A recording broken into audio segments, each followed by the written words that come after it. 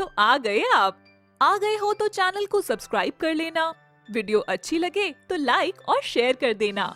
और हाँ, bell icon जरूर दबा देना ताकि आपको नई वीडियोस की नोटिफिकेशन मिलती रहे। स्टोरी एनिमेजिया, कहानियों की नगरी।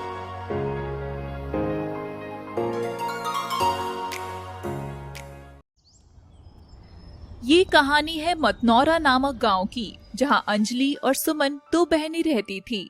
उन दोनों के माता पिता का बचपन में ही देहांत हो गया था और वह दोनों ही एक दूसरे का सहारा थी। जैसे तैसे घरों में छोटे मोटे काम करके वह दोनों अपना गुजारा करती थी।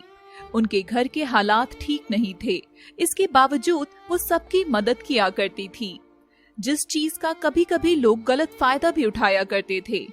एक दिन उन्हें गांव में पूरे दिन कोई काम नहीं मिलता, जिस वजह से वह खाना नहीं बना पाई।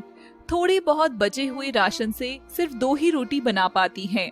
तभी अंजलि सुमन को कहती है, सुमन, ये रोटी तू खा ले, आज वैसे भी मुझे भूख नहीं है। नहीं अंजलि दीदी, भूख तो मुझे भी नहीं है, पर एक काम करते हैं, एक एक रोटी दोनों खा लेते हैं। नहीं बहन, मुझे सच में भूख नहीं है, तू ही खा ले। नहीं दीदी, खाएंगे तो दोनों एक एक रोटी खाएंगे, वरना कोई नहीं खाएगा। चल ठीक है। जैसे ही अंजलि और सुमन रोटी खाने बैठती हैं, तभी एक बूढ़ी औरत उनके दरवाजे पर आ जाती है। फिर अंजलि उनसे कहती है, अम्मा जी, क्या हुआ, आप ठीक तो है ना? बिटिया, मुझे बहुत भूख लगी है, कुछ खाने को मिलेगा क्या? आप रुकिए, मैं अभी कुछ खाने को लेकर आती हूँ। अंजलि जैसे ही अंदर जाती है, सुमन इशारा करके उसको अपने पास बुलाती है। दीदी, आज तो हमारे पास ही खाने को कुछ नहीं है और आपने इन्हें भी बोल दिया कि आप इन्हें कुछ खाने को दोगी। बहन, घर आए मेहमान को खाली हाथ नहीं भेजते, और वैसे भी मुझे भूख नहीं है, तो मैं अपनी रोटी अम्मा जी को दे देती हूँ। अगर आप भूखी रहोगी तो मैं भला कुछ कैसे खा सकती हूँ, इसलिए आप एक काम करिए, दोनों रोटी ही अम्मा जी को दे दीजिए।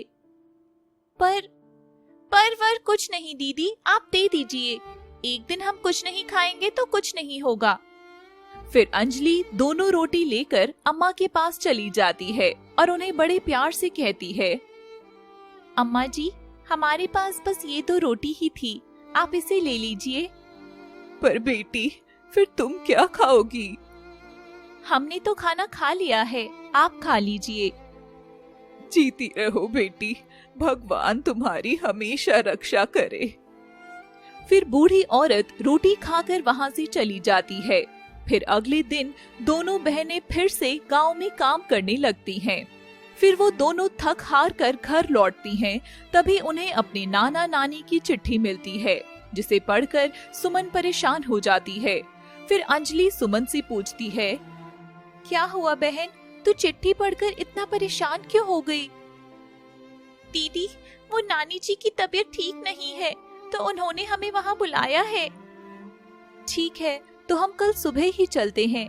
वैसे भी मामा जी को अपने परिवार के साथ विदेश में रहने लगे हैं, तो अब हमारे सिवा उनका है ही कौन। अगली सुबह दोनों बहनें अपने नाना और नानी के घर जा रही थी। तभी रास्ते में उन्हें एक गाड़ी गड्ढे में धंसी दिखाई दी।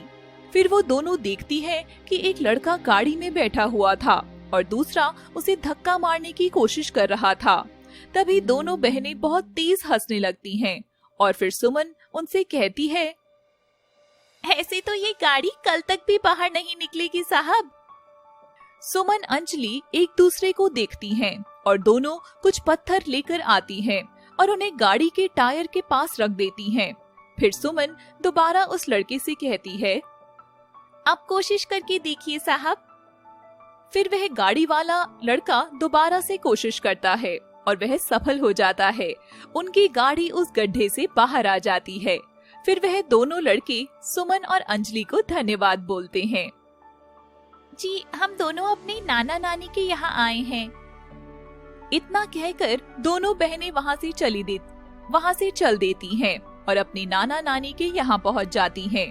फिर दोनों बहनें दिन रात अपने नाना नानी की सेवा करती हैं और घर का सारा काम भी करती हैं। साथ ही उनकी गाय को चारा देना, खेतों में भी काम करना वो सब करती हैं। फिर कुछ समय बाद उनकी नानी ठीक भी हो जाती है। फिर वो दोनों से कहती हैं, बिटिया, तुम दोनों ने मेरी इतनी सेवा की है कि मैं जल्दी ठीक हो गई।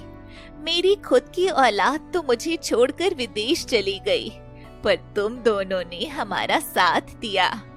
अब बस जल्द ही तुम्हारे हाथ पीले कर दें तो हमारा जीवन सफल हो जाएगा। अगर तुम दोनों किसी को पसंद करती हो तो। नानी इतना ही कहती हैं, तभी अंजलि कहती है, नहीं नानी, ऐसा कुछ नहीं है। ये आपका कर्तव्य है और आप ही इसे पूरा करोगी।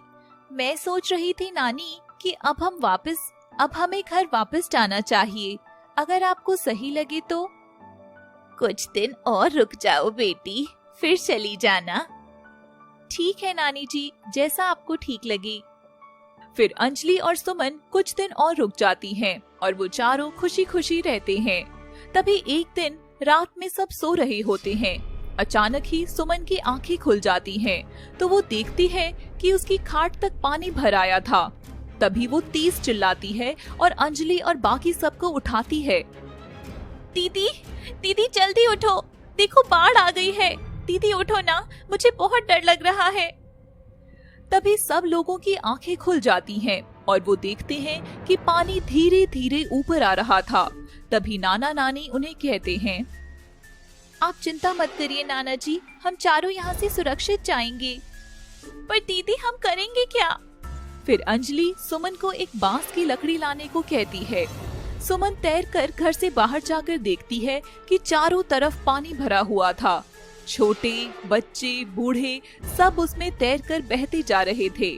फिर सुमन कुछ लोगों की मदद करती है, उन्हें सुरक्षित स्थान पर पहुंचा कर आती है। फिर सुमन एक बांस की लकड़ी लेकर आती है और अपनी नाना नानी को उस पर बैठाकर एक सुरक्षित स्थान पर छोड़ देती है। उन दोनों को वहां छोड़कर सुमन और अंजलि वहां से चलने लगते हैं। तभी उसकी नानी कहती है, तुम दोनों कहाँ जा रही हो इस हालत में? नानी, बहुत से लोगों को हमारी मदद की जरूरत है। ऐसे मुश्किल समय में हम लोग मुंह छुपाकर नहीं भाग सकते। हमें लोगों की मदद करनी होगी। पर बेटी, अगर तुम्हें कुछ हो गया तो? आप चिंता मत करें नानी, हम दोनों अपना ध्यान रखेंगे और आप दोनों भी अपना ध्यान रखना। फिर सुमन और अंजलि बहुत सारे बच्चों और बूढ़ों की मदद करती हैं, उन्हें सुरक्षित स्थान पर पहुंचा देती हैं। साथ ही वह दोनों देखती हैं कि वह दोनों गाड़ी वाले लड़के भी बहुत सारे लोगों की मदद कर रहे थे। तभी सुमन का पानी में पैर फंस जाता है। फिर वो अंजलि से कहती है, दीदी आप जाइए, मैं नहीं चाहती कि आपको मेरी वजह से कुछ हो। बचपन से आज तक तूने हमेशा मेरा साथ दिया है। हम दोनों ही एक दूसरे का सहारा थे, तो आज तुझे मुसीबत में छोड़कर मैं कैसे जा सकती हूँ? फिर अंजलि सुमन का हाथ पकड़कर वहीं खड़ी हो जाती है और पानी धीरे धीरे उनके सर से ऊपर चला जाता है और दोनों बेहोश हो जाती हैं। जब उन्हें होश आता है तो वह देखती हैं कि वह दोनों ठीक हैं। फिर उन्हें पता चलता है कि उन गाड़ी वाले लड़कों ने ही उनकी मदद की थी। सुमन और अंजलि उनका शुक्रिया अदा करती हैं। आपका बहुत बहुत शुक्रिया, आपकी वजह से आज मेरी और मेरी बहन की जान बच पाई। तभी वहाँ पर गांव का प्रधान आता है, जो अंजलि और सुमन के नाना नानी से कहता है। फिर दोनों बहनों की शादी हो जाती है और दोनों बहनें बहुत खुशी खुशी जीवन जीती हैं। साथ ही अपने पतियों के साथ गांव के उन लोगों की मदद भी करती हैं जिनका बाढ़ की वजह से सब खत्म हो गया था। चैनल को सब्सक्राइब कर लेना, वीडियो अच्छी लगे तो लाइक और शेयर कर देना और हाँ, बेल आइकन जरूर दबा देना ताकि आपको नई वीडियोस की नोटिफिकेशन मिलती रहे।